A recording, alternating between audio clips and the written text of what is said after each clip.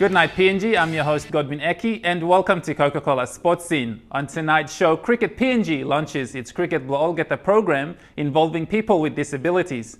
We interview Beatrice Gator of Port Moresby Gun Club and Sailing. But first, our weekend briefs.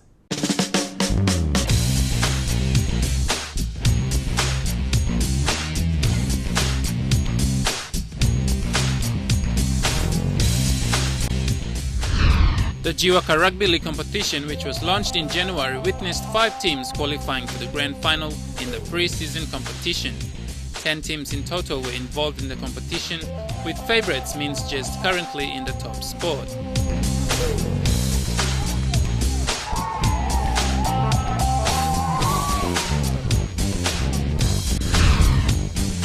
Andy NSL saw big scores line as Oro FC went back to winning ways, with a come-from-behind 2-1 win over Admiralty Peliau.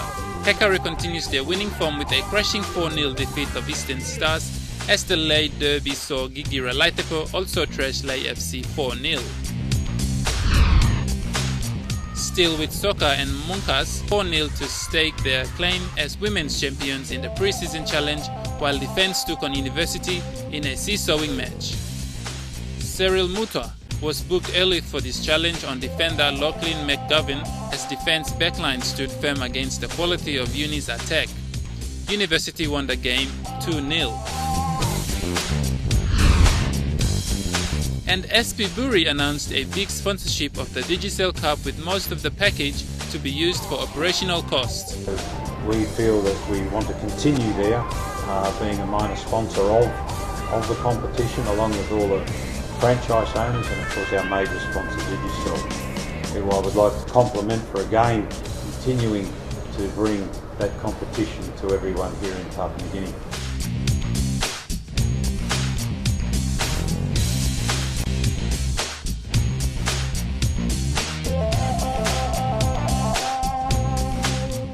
Well, it was a big weekend in softball as Port Moresby Women's Softball League held its grand finals at the Vicini Diamonds. Stingers were looking for a double and Yokomo would stand in their way.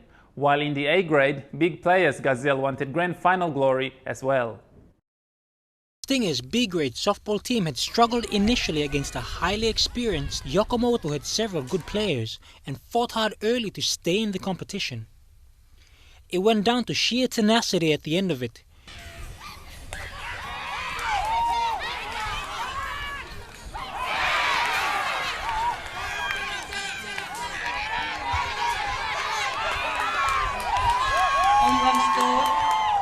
Yokomo with the big hits, and Stingers had to resort to stealing bases. Stingers had been in control throughout most of the season, but Yokomo were not going to give them an easy ride this time around. At one stage, Yokomo were riding on the momentum of earlier runs, and the Stingers girls at times looking for someone to blame. But it was to be their day, the temptation of holding a grand final trophy, the real aspiration. And while the younger members of her team may have felt they would crack, it was up to experience to carry them home. Stingers captain Vanessa Mullas coming home in the end and sealing the narrow 17-16 victory. We had interviewed Vanessa after their semi-final win, and she was confident in how her girls would perform. Would have been our way all the way if we had actually gone out and kept going stronger. The girls, we sort of let our guard down. We've never played 7 innings, so this was good for us. It prepares us for the grand final. They listen well. They train very hard for this after last weekend's loss. So it's a blessing and we thank God for it. The A-grade division was even tighter as the Stingers team now took on a Gazelle side boosted by the support of the vocal crowd. The grand final went down to the wire with the Stingers only a short victory towards the end of the 7th innings.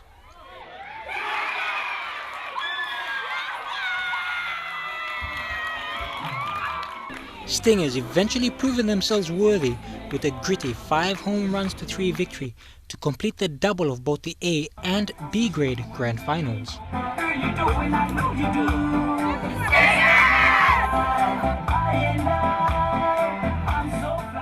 To the men's competition now, and the underdogs United Brothers proved too strong in Port Moresby men's A-grade second semi-finals at the Bissini Diamonds in Port Moresby. A well-composed Yokomo outfit opened the match by securing their first innings, but a fired-up United Brothers tied up the game 1-1 after the second innings. By the sixth innings, Yokomo led 4-3. A vocalized crowd couldn't stop a determined United Brothers team to take out the match 5-4 at the end of the day.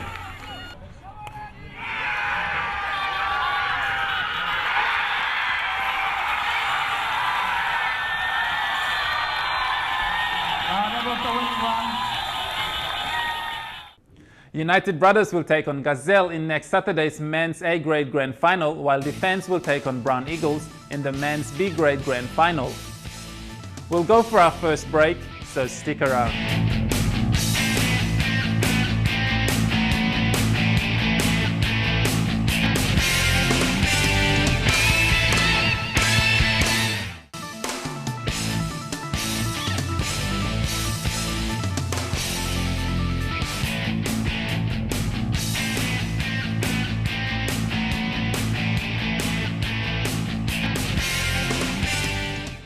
You're watching Coca-Cola Sports Scene. Welcome back to the show. Well, Cricket PNG, with the support of the Australian government and its Pacific Sports Partnership Program, launched the 2014 Cricket Blow All-Getter Program and Disability Cricket Program on Saturday last week.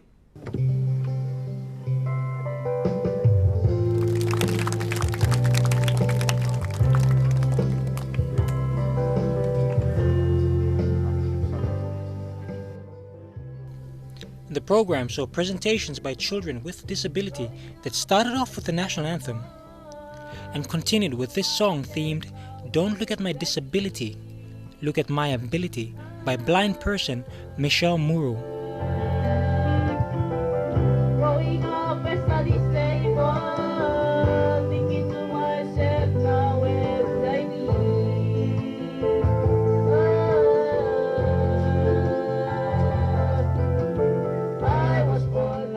Special services that benefited from the outing included the Red Cross Special Education Resource, St. John's Association for the Blind, Cheshire Disability Services, and Callan Services for Disabled Persons.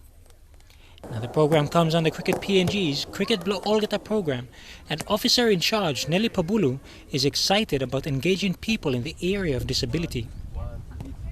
The Cricket Blow All-Getter program, it's an initiative from the Australian government that is supported through the Department of Foreign Affairs and Trade through the Pacific Sports and Partnership Program.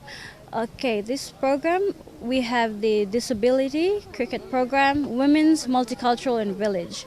We're in the process of implementing and designing the programs at the moment, but so far we've only initiated the Disability Cricket Program.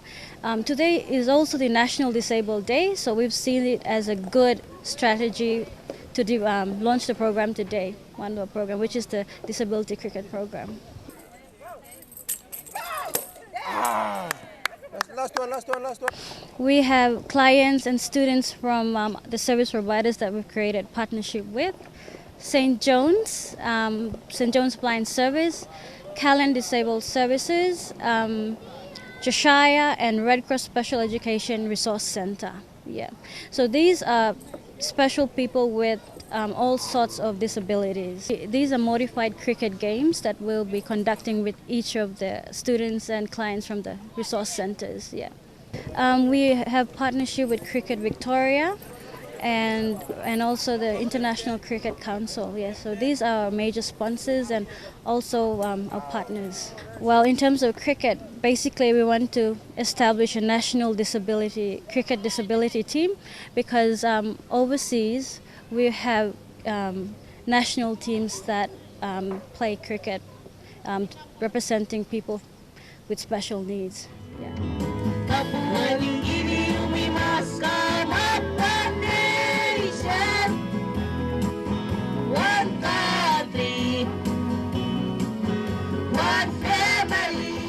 Cricket PNG, because of the program, was able to liaise with Cricket Victoria in Australia, who also have a similar program.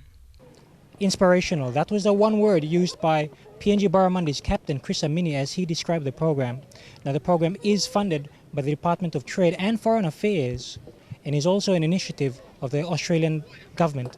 Now I have here with me Annie Hately of Cricket Victoria. Cricket Victoria is also affiliated with Cricket PNG in this regards. Yeah, that's right. We work with the ICC East Asia Pacific to support cricket programs and developing cricket in the Pacific nations. And I have a personal connection with PNG. I'm born in Papua New Guinea, but I've grown up in Australia, so I'm very proud of what Cricket PNG is now doing with the disability cricket. Now tell us about Cricket Victoria. They also do have a disability program as well. Yes, we do. We've got a lot of participation programs at special schools, at our cricket clubs. We have 1,100 cricket clubs in Victoria, and we encourage people of all disabilities to play, so the deaf, the blind, vision impaired, people with physical or intellectual disabilities, and we're very proud that we have representative cricket teams for people with a disability as well. Now last year Cricket PNG had hit 175,000 participants. Do you think they could do the same with the disability program and women in cricket as well? Yes, absolutely. I mean, we've seen in Victoria that when you open the doors of your sport and welcome everyone, that people are very keen to try sport like everyone else. So male, female, old, young, disability, no disability. It's great to see the Cricket PNG, like Victoria, are just opening their doors to everyone to play cricket. Now I'm pretty sure down there in Australia they've heard a lot about the Barramundis. Yes, yeah, actually they're very popular. One of the cricketers, his cricket club, Essendon Cricket Club, that plays Premier Cricket in Melbourne, is playing in a final today, so we wish them good luck and we hope they win the Premier Cricket final. But we've also had a lot of PNG cricketers come out and play cricket, and they're very well known for their impeccable fielding. Yes. One last question. Would you like to say hello to the people back in Kerema? Yes, I'd love to say hello to everyone back at the village at Leleferu and all my family here in across Moresby and all of Papua New Guinea. Annie Hately, Community Programs Manager with Cricket Victoria, was in the country to show support of the program. The Disability Cricket Program promotes inclusiveness through adventure and challenge, companionship, control over lifestyle, enthusiasm, and social opportunities.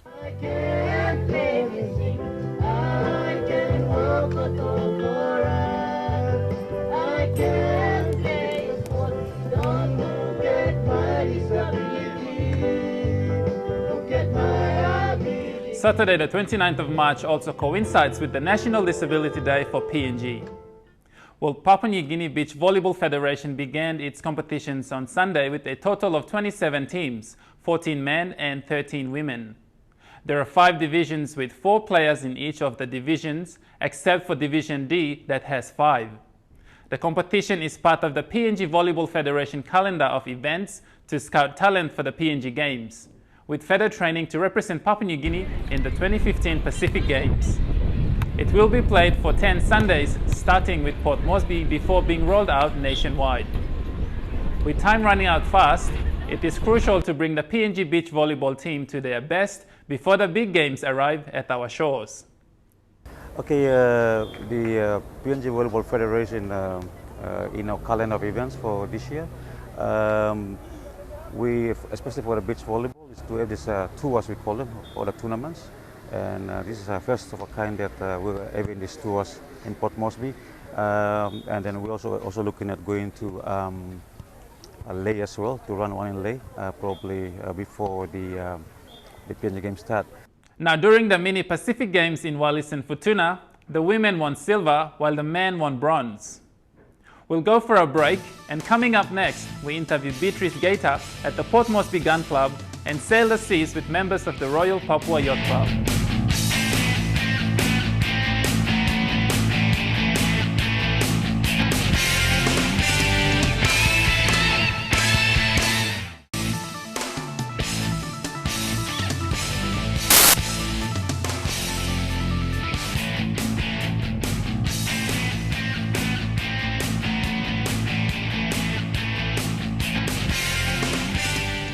You're watching Coca-Cola Sports Scene. Welcome back. Beatrice Gator has been involved in the sport of shooting for almost a decade now, and with the Pacific Games to be held on home soil, she and her fellow members are hoping to bring in some medals. Well, Jeremy headed over to Port Moresby Gun Club, so let's take a look. Hi, thanks Godwin. I'm over here at the Port Moresby Gun Club. Let's go take a look at what some of these shooters get themselves up to on the weekends. Bang it. Bang it to the curb.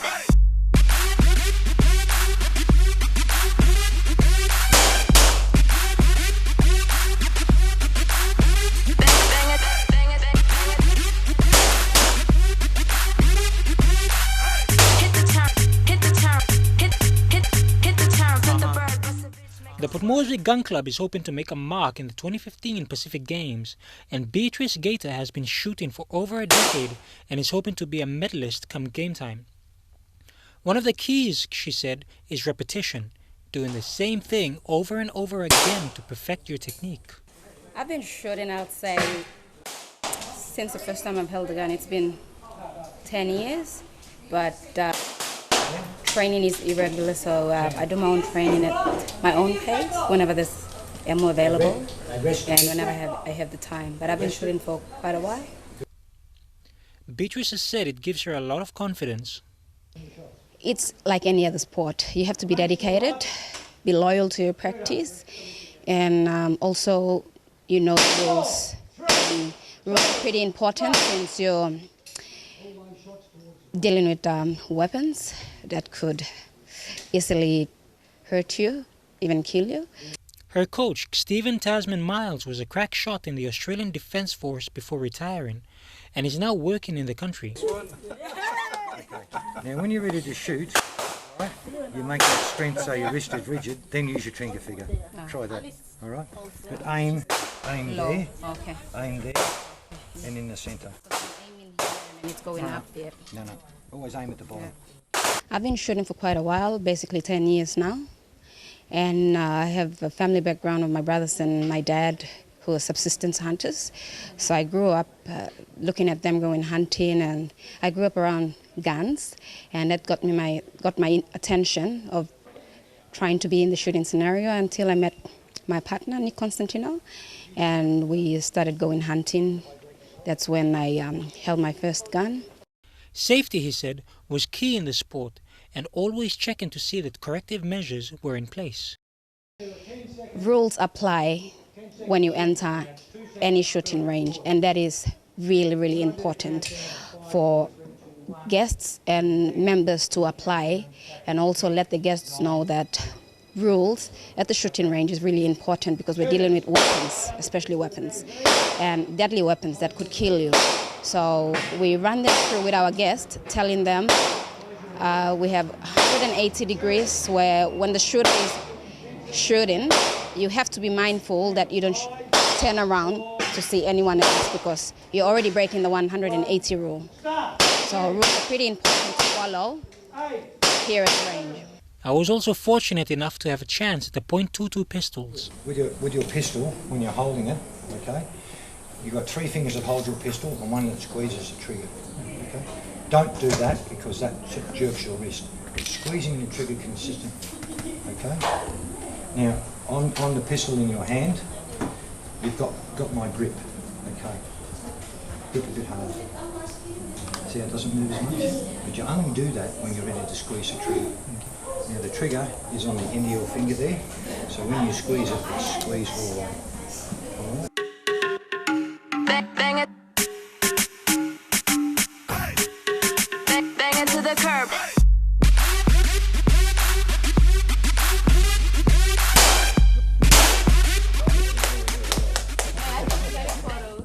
Stance, grip, angle of elevation, including posture, are all important aspects of the sport. And points are awarded for how well you hit the inner circles. Wow, the cooking. Great. 3. 4. What?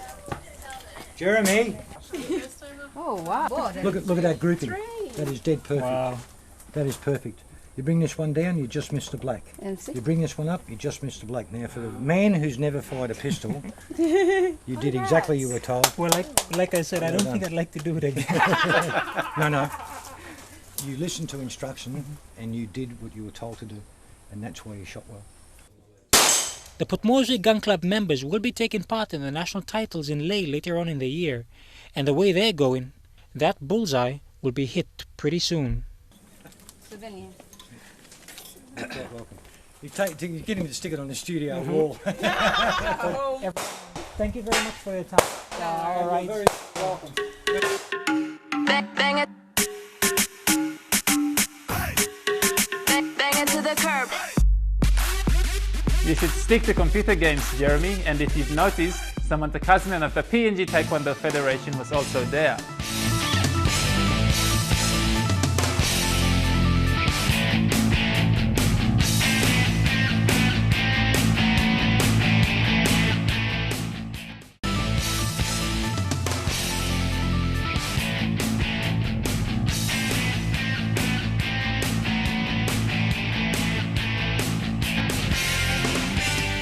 From shooting to something different but still with adrenaline rush, and the Royal Papua Yacht Club members kicked off its fun sailing day.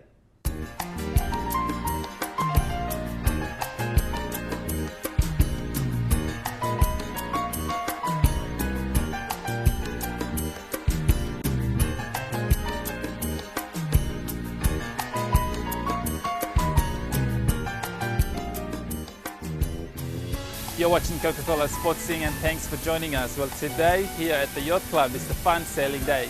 So without any further ado, come with me and let's take a look at some fun sailing action.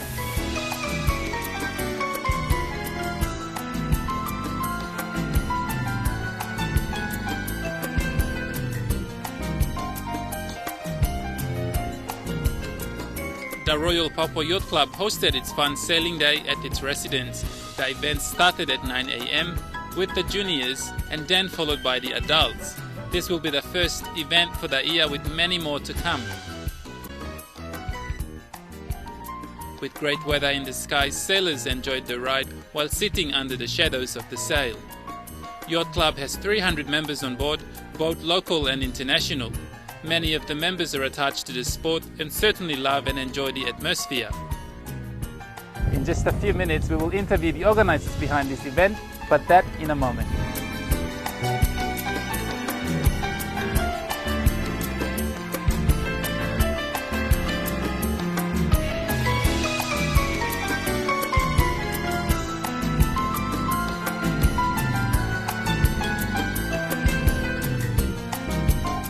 Yes, and some very great, fantastic views and sceneries there. Let's take a look at what the organisers had to say about the event.